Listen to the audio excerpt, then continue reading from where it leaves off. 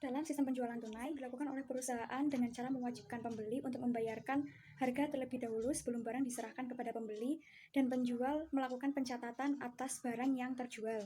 Dokumen yang terkait pertama ada nota penjualan yang digunakan oleh toko-toko yang tidak menggunakan mesin kasir.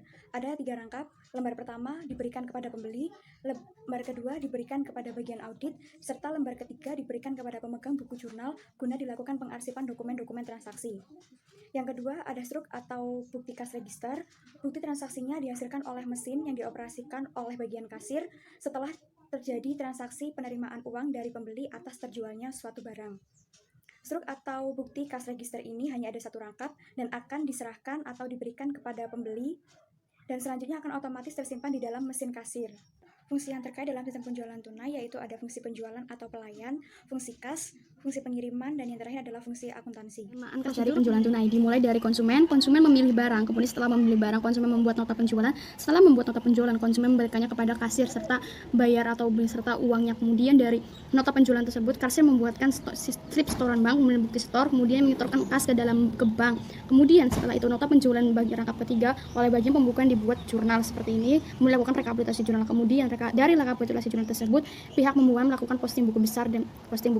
Kemudian nota penjualan bagian kedua dikirim kepada audit, kemudian diperiksa nomor urut bagian dokumen. Nah, untuk tadi bukti strip setoran dari kasir oleh bank melakukan cetak bukti store, kemudian dikirim kepada audit kembali. Kemudian 2 dokumen tersebut, nota penjualan kedua dan bukti store kedua, dilakukan perbandingan dokumen, kemudian melakukan rekonsiliasi bank, kemudian selesai. Sistem akuntansi penjualan tunai hendaknya memiliki sistem pengendalian intern yang baik, yaitu ada 3 aspek.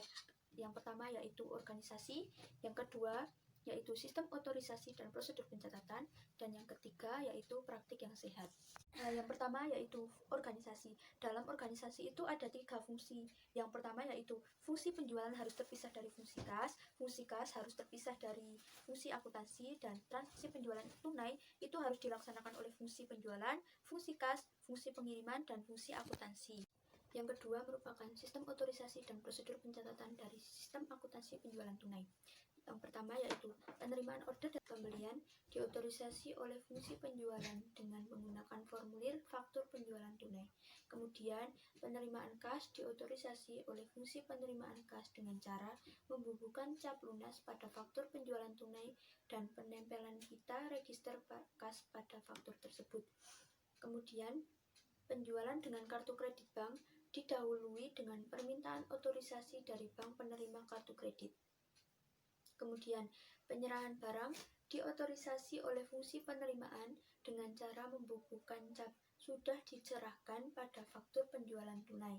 Kemudian, pencatatan ke dalam akuntansi harus didasarkan atas dokumen sumber yang dilampiri dengan dokumen pendukung yang lengkap. Dan yang terakhir yaitu pencatatan ke dalam catatan akuntansi harus dilakukan oleh karyawan yang diberi wewenang untuk itu. Terakhir yaitu praktik yang sehat. Itu ada 3 poin. Yang pertama, faktur penjualan tunai bernomor urut tercetak dan pemakaiannya dipertanggungjawabkan oleh fungsi penjualan.